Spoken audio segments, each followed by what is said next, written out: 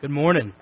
It is good to be with you. I was telling the Bible class earlier how thankful I am to be here, but especially for my good friends John and Ross. Those guys mean a lot to me.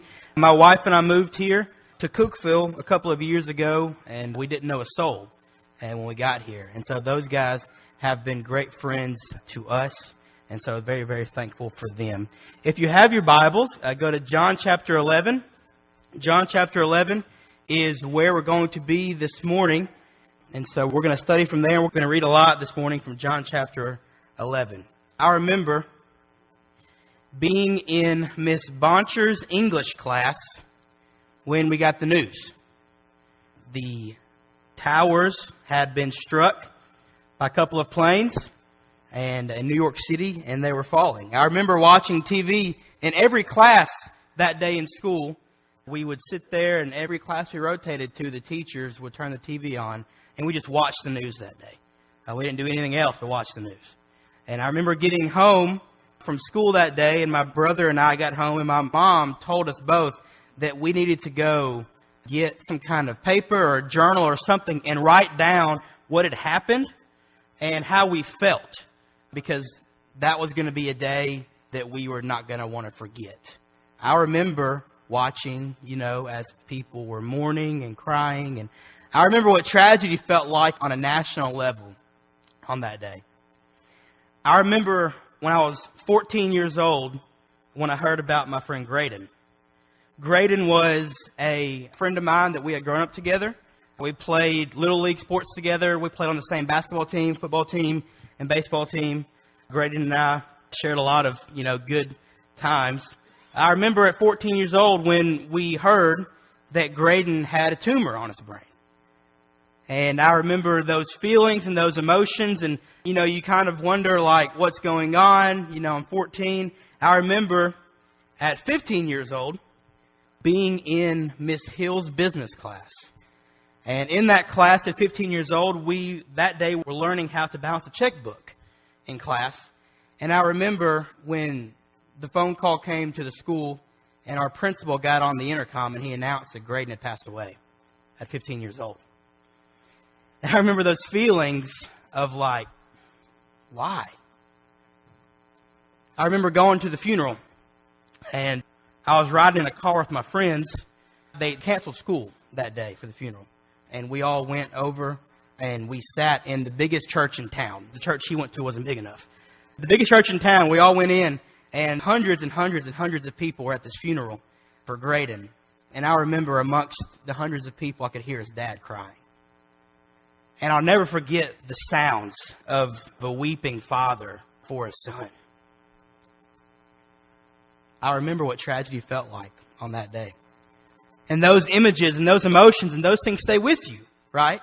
And there are probably things that are running through your mind that you can remember what tragedy feels like. Right? When bad things strike, you remember what those days, and you remember every detail. It's like seared into your brain. I remember those things. And I'm sure that you do too. Moments of grief and loss and hardship and trial. And oftentimes those moments are met with questions. Right? We ask why. They're met with doubt. They're met with fear. They're met with anger. Why does this happen? Or the question that we're going to find this morning in our text is, God, if you would have been here, this wouldn't have happened. God, if you were around, if you were here, if you were real, this wouldn't have happened. And we're going to find that question this morning in John chapter 11. And maybe you can remember times where you've asked that question. Or maybe you can remember times where you felt those feelings. I want to be clear this morning. My goal is to not attempt even to solve the problem of evil in the next 15, 20 minutes. I'm not going to try to wrap a bow on one of life's greatest questions, right? I'm not going to do that. My goal this morning is not to try to arrive at some firm conclusion at why pain and suffering exist in this world. That's not what I want to do. My goal is simply this. This morning, I want us to see Jesus in our text. I want us to see his heart through this story. And through that, I want us to find him in our lives as well. That's our goal this morning in John chapter 11. As we get started, I want to just let you know up front, we're going to read this text, the whole text. I want us to grasp a good context of it here in John chapter 11.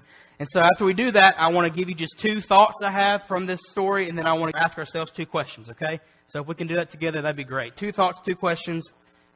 John chapter 11, we're going to begin in verse 1, and we're going to read about the death of Lazarus, one of Jesus' very close friends. It says, "Now a certain man was ill, Lazarus of Bethany, in the village of Mary and her sister Martha. It was Mary who anointed the Lord with ointment and wiped his feet with her hair, whose brother Lazarus was ill. So the sisters sent to him, saying, Lord, he whom you love is ill. But when Jesus heard that, he said, This illness does not lead to death. It is for the glory of God, so that the Son of God may be glorified through it. Now Jesus loved Martha and her sister and Lazarus. So when he heard that Lazarus was ill, he stayed 2 days longer at the place where he was. Then after this he said to the disciples, Let us go to Judea again. The disciples said to him, Rabbi, the Jews were just now seeking to stone you, and you're going there again? Jesus answered, Are there not 12 hours in the day? If anyone walks in the day, he does not stumble, because he sees the light of this world. But if anyone walks in the light, he stumbles, because the light is not in him. After saying these things, he said to them, Our friend Lazarus has fallen asleep, but I go to awaken him. Very important to see that. The disciples, verse 12, said to him, O Lord, if he had fallen asleep, he will recover. Now Jesus had spoken of his death, but they thought that he meant taking rest and sleep. Then Jesus told them plainly, Lazarus has died. And for your sake, I am glad that I was not there, so that you may believe. But let us go to him. So Thomas, called the twin, said to his fellow disciples, Let us also go, that we may die with him. Verse 17, Now when Jesus came, he found that Lazarus had already been in the tomb 4 days. Bethany was near Jerusalem, about 2 miles off, and many of the Jews had come to Martha and Mary to console them concerning their brother. So when Martha heard that Jesus was coming, she went and met him, but Mary remained seated in the house. Martha said to Jesus, Lord, you know this question, right? If you would have been here, Lord, if you would have been here, my brother would not have died. But even now I know that whatever you ask from God, God will give you. Verse 23, Jesus said to her, Your brother will rise again. And Martha says, I know that he will rise again in the resurrection. But Jesus says to her, I am the resurrection and the life. Whoever believes in me, though he die, yet shall he live. And everyone who lives and believes in me shall never die. Do you believe this? She said to him, Yes, Lord. I believe that you are the Christ, the Son of God, who is coming into the world. When she had said this, she went and called her sister Mary, saying in private, The teacher is here, and he's calling for you. And when she heard it, she rose quickly and went to him. Now Jesus had not yet come into the village, but was still in the place where Martha had met him. When the Jews who were with her in the house consoling her saw Mary rise quickly to go out, they followed her, supposing that she was going to the tomb to weep there. Now when Mary came to where Jesus was and saw him, she fell at his feet, and she said, You guessed it, Lord, if you would have been here, my brother would not have died. When Jesus saw her weeping, and the Jews who had come with her also weeping, he was deeply moved in his spirit and greatly troubled. And he said, Where have you laid him? They said to him, Lord, come and see. And Jesus wept. So the Jews said, See how he loved him? But some of them said, Could not he who opened the eyes of the blind man also have kept this man from dying? And then Jesus, deeply moved again, came to the tomb. It was a cave. A stone lay against it. Jesus said, Take away the stone. Martha, the sister of the dead man, said to him, Lord, by this time there will be an odor. He's been dead 4 days. But Jesus says to her, Did I not tell you, if you believed, you would see the glory of God? So they took away the stone. And Jesus lifted up his eyes and said, Father, I thank you that you have heard me. I knew that you always hear me, but I said this on account of the people standing around, that they may believe that you sent me. When he said these things, he cried out with a loud voice, Lazarus, come out. The man who had died came out, his hands and his feet bound with linen straps, and his face wrapped with a cloth. Jesus says to him, Unbind him and let him go. There's a lot that goes on in those 44 verses. But I want to share with you, we know a lot of this story, right? Jesus loses Lazarus, and he goes, and he knows that Lazarus has died. He goes to raise him from the dead. Mary and Martha are angry, I'm sure, that he's not there. Lord, if you'd have been here, he wouldn't have died. And so I want us to take just a few minutes and kind of dissect this. And with two observations I have and then two questions we can ask ourselves, then the lesson will be, as they say, ours, right?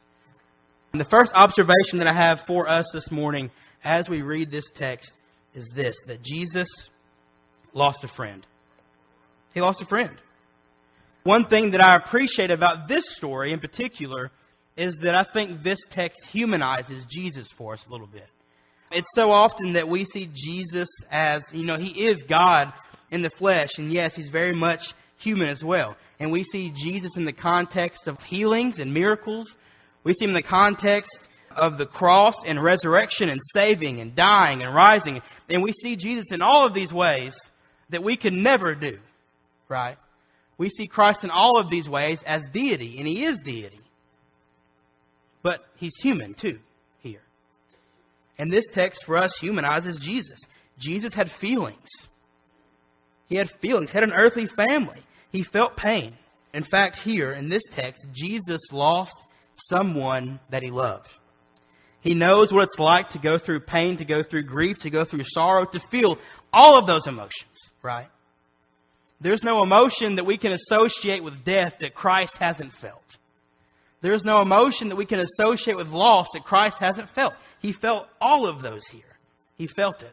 And so I want us to see this story through that lens, that Jesus lost a friend. And he knows what it's like. A friend that he knew and that he loved and that he cared for. He lost a friend. And so when we go through those times, I think about times in my life, you think about times in your life. Jesus knows. He knows what it's like to lose a friend. And even though he is God, even though he is all of these things that we can never be, he lost a friend. The same that we do. Same way. So he experiences that and he knows that. But I also want to share with you in this text that the Lord, Jesus, is emotionally invested in his people.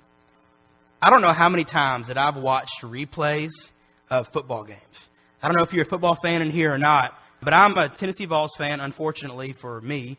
I like to watch their games. And so I don't know how many times that I've watched replays of their games, specifically the ones they win, right? And more specifically, the one they won 20 years ago, the national championship, 20 years ago, okay?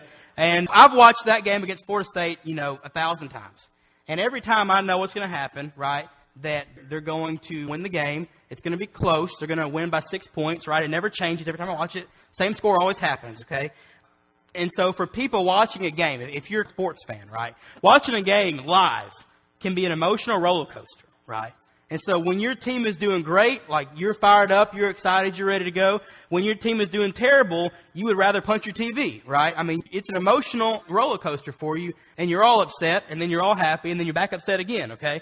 And so that happens to people all the time. You know what that's like, right, to go through some of those moments. What's funny is when you watch a game on replay, a game that Tennessee wins, it's not an emotional roller coaster, right? Because they won the game. And so when I watch Tennessee play Florida State January 4th, 1999, okay, I know that when Tennessee throws an interception towards the end of the game, they still win the game. I'm not upset anymore because they won the game, right? What's interesting here in this text, Jesus, from the beginning, before he even goes to see Lazarus, Jesus knew Lazarus had died, right? He knew.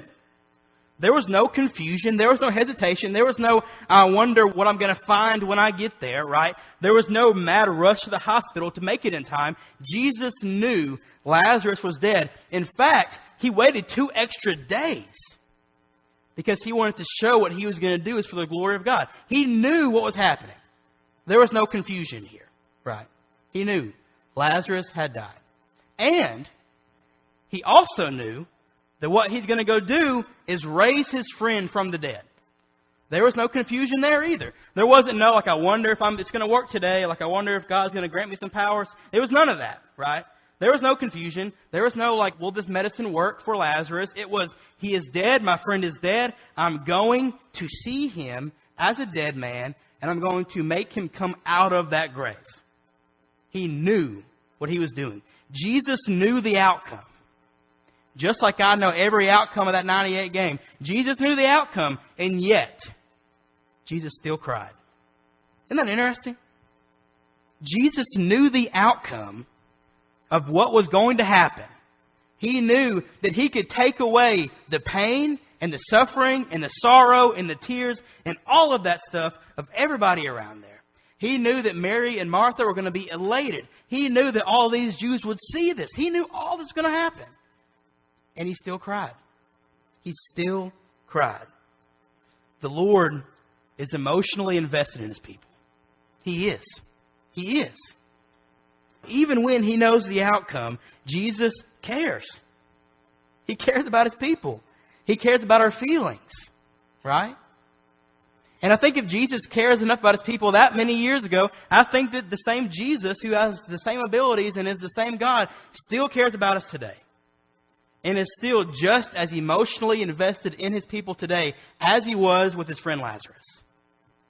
So it's interesting to me that he can know the outcome the whole time and yet still cry.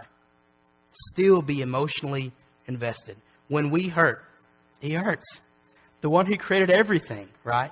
Created everything, is emotionally invested in me. It's crazy to me to think that Jesus Christ, can know exactly what he's going to do to ease these people's pain, yet is still deeply moved by their hurt. He knows exactly what he's going to do to erase their pain, yet he's still deeply moved by their hurt. And I think we have to believe that that is still true today. That Jesus knows and that he cares. And even though he knows the outcome, he hurts when we hurt. Even though he sees and he knows us personally today, now, in 2017, I think he knows. I think he cares just as much. He's moved by his people. He's moved by his people. He always has been, right? You can look through stories in the Old Testament and New Testament where the Lord is moved by his people. He's moved by Moses. He's moved by Abraham when they fight for their people and they plead for their people. He's moved by us. Emotionally, he's moved by us. And I don't think that's something that we can or should, I guess, rather take lightly, right? That the Lord is moved, emotionally moved by us. I think that's important. I think it matters. And so you want to see Jesus in this passage. You want to see the gospel, the good news, right, on full display in this passage. The good news for us in this context is that we do not hurt alone. We don't. And so there's no situation, there's no dark valley that your life can go into. There's nowhere you can run or hide or whatever from Jesus in any kind of place of pain, sorrow, or hurt that you hurt alone. That place does not exist.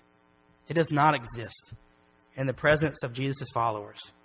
He is emotionally invested in his people, in us. And that's special. That's special. And so I think we have to remember, as we see this text for what it is in John 11, I think we have to remember that, Jesus lost a friend, just like we do.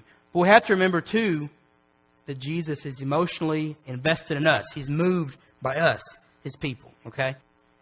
Now, I want to ask ourselves two questions as we go from here. What do we do with this stuff, okay? Two questions as we go from here. Is the Lord glorified in my life, even through loss? Is the Lord glorified in my life, even through loss? We see here that verse 4, when Jesus goes to heal Lazarus at the beginning of the story, verse 4 says, when Jesus heard it, he said, this illness does not lead to death. It is for the glory of God, so the Son of God may be glorified through it. There was a mission that Jesus was on. And even though he lost a friend, and even though he was hurt, even though he still cried, even though he was emotionally invested in his people, even though all of that is still true, Jesus Christ still had a mission to glorify God, even through his loss. Even through his loss. And so we see his mission there. We see he's going to glorify the Lord through what he's going to do. Okay? And so the hurt and loss that I experience in my life does not change my mission to glorify God. The hurt and loss that I experience in this life does not change my mission to glorify God. I can and will experience pain. I can and will experience loss. Jesus did. But that doesn't change my mission at all. My mission remains the same, even when loss permeates throughout my life. The mission is the same. It does not change. And so, now just because my mission hasn't changed doesn't mean that everything's going to be okay, right? That doesn't mean that every day I'm going to wake up and I'm going to be happy and I'm going to have this big smile on my face. It doesn't mean that every Sunday morning I'm going to roll up in here and I'm just going to be grinning from ear to ear. It doesn't mean that. It doesn't have to mean that, right? just because the mission doesn't change doesn't make everything always okay. But we have the ability. I believe the Lord has put in us the ability to experience hurt and yet still point people back to Jesus. I believe the Lord has given us the ability, humans, people, to experience pain, to experience suffering, to experience hurt, and yet still point people back to Jesus. So the question for us, right, is the Lord glorified in my life even when I experience loss? Because it's really easy to make it about us sometimes, right? Even through hard times. So can we point people back to the cross? I think that we can. I think that we should. And so Jesus lost a friend, right? He lost a friend. He was emotionally invested in his people. He cared about them. He's moved by them. He knows the outcome. He still cries. And his mission never changes. He still points people back to the Lord. And so the last question I want to ask us this morning as we think about this text is, are we emotionally invested in people? I think you maybe could have seen this one coming, right? Are we emotionally invested in people? Do I care about people? Do I hurt when they hurt? The Lord has the ability to work in a lot of ways. A lot of ways. And one way we saw this morning in Bible class, and one way I think that we still see now through this, is I think the Lord works through the hands and feet and love and hearts of His people. The Lord can work in a lot of ways, but I think one of the primary ways He works is through His people. And so as people of God, we bring the presence of Christ to people. We bring the peace of Christ to people. And we, as His people, are to be, I believe, emotionally invested in each other. Do we care about each other? It's very cliche to say that we live in a world that encourages, like, every man for himself, right? But cliches are cliches because they're mostly true, I guess. And so the fact is, we do live in that kind of world. We do live in a world that you're encouraged to do what you want because you want to do it, right? And so the question is, as a follower of Jesus, I don't have to subscribe to that theory of the world. I don't have to. It's easy to. I don't have to do that. Do I care about people? So the question is for us, who am I, who are we, who are you emotionally invested in this morning? Who do you care about? Who have you poured into? Who have you invested into today, this week, this month, this year, whatever? Where is your investment going? Is it for people or is it for yourself? Is it for us? I would hope, just like the Lord, that we can be people that care about each other. And even when we can see the outcome, maybe, of situations, that we can still care. That we can still hurt when people that hurt. That we can still cry with people that cry. That we can rejoice with people that are happy, right? All of that stuff. I hope that we as God's people can be emotionally invested in each other. That when we lose friends, our mission doesn't change. When we experience grief, our mission doesn't change. That through those hurts and through those losses, we can still point people back to the Lord. I think we can do that. I think we have that ability. I think the Lord calls us to that. And so I want to hopefully encourage us with this story of Jesus and Lazarus. I know that as a kid, for me, this story was funny, not funny, but it was because it was the shortest verse in the Bible, John 11:35. So, hey, Jesus cried, you know. There's a lot more to it than just Jesus crying, okay? So I hope that we can love each other. Hope that we can care about each other. This morning, if you're not a part of that family of God, I want to encourage you that there is a church family here that loves you and that cares about you, and that it is, from the best I can tell, emotionally invested in you. And there's people here that want to see you grow, that want to see you thrive, that want to see you live a life for Jesus. And so this morning, if you want to become part of that family, we encourage you to do that. This morning, if you are someone who feels the need to have the prayers of this church, we want to encourage you with that as well. If anything we can do for you this morning, I'd like to do it as you stand and as you sing.